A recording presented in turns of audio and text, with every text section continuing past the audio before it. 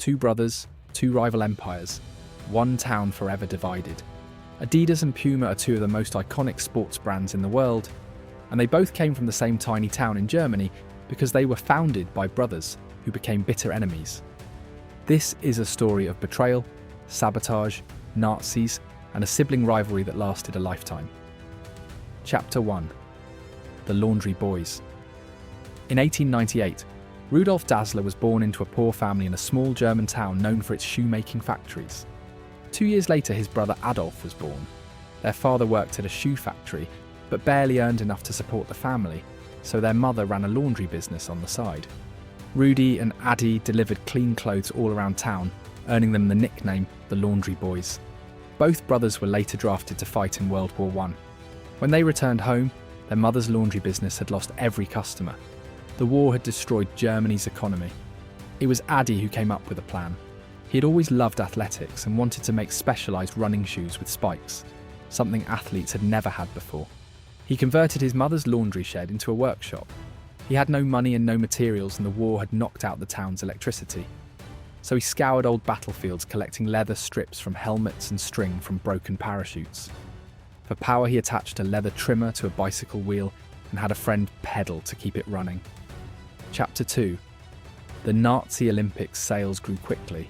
Rudy gave away free pairs to football clubs, knowing quality would do the selling. They expanded into a proper factory, making higher quality shoes and football boots. Then Hitler rose to power. The Nazis heavily promoted sport and physical fitness to foster national pride and prepare Germany for war. Demand for sports shoes exploded, and the Dassler brothers were there to profit. Both Adi and Rudy officially joined the Nazi Party. Rudy was vocal about his support. Adi was heavily involved in the Hitler Youth. Their biggest opportunity came in 1936 when Germany hosted the Olympic Games, the first ever to be televised. Adi wanted one athlete to wear his shoes above all others: Jesse Owens, an African American and the most popular athlete in the world. Sponsoring Owens was risky. Hitler saw the Olympics as proof of Aryan racial superiority, and a black athlete winning would humiliate him entirely. Chapter 3. The Betrayal. As the business grew, so did tensions between the brothers. Rudy believed it would be nothing without his sales. Adi believed it would be nothing without his products. When World War II broke out and the factory switched to making boots and weapons for Nazi soldiers, Rudy grew paranoid that Adi was pushing him out.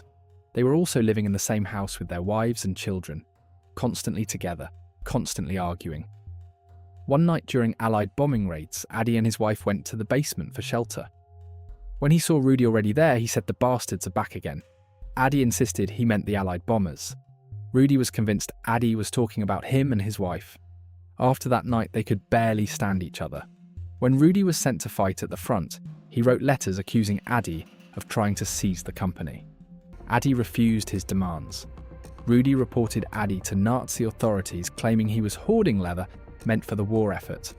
Adi was briefly arrested and interrogated. After the war, during denazification hearings, Rudy was imprisoned for his heavy Nazi involvement. He waited for Adi to help secure his release.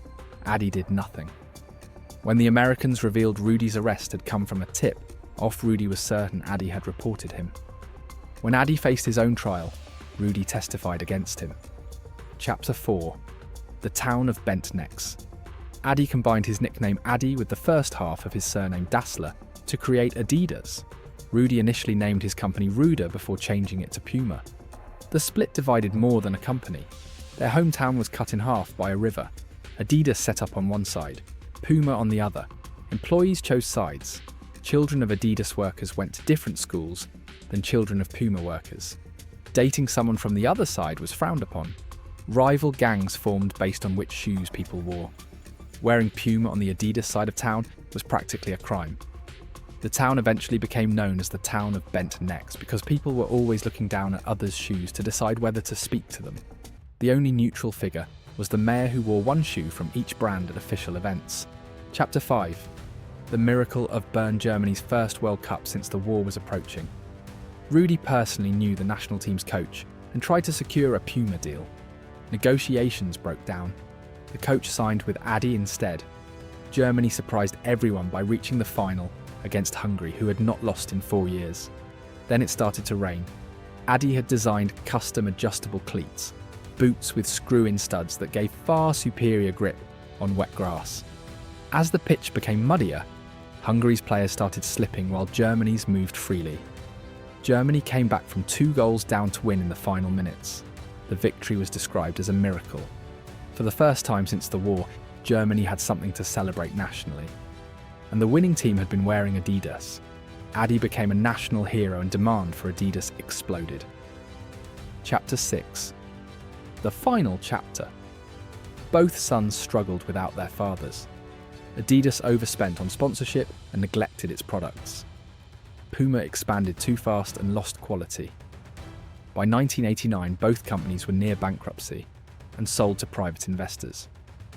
While they had been fighting each other, Nike had quietly become the undisputed king of sports apparel.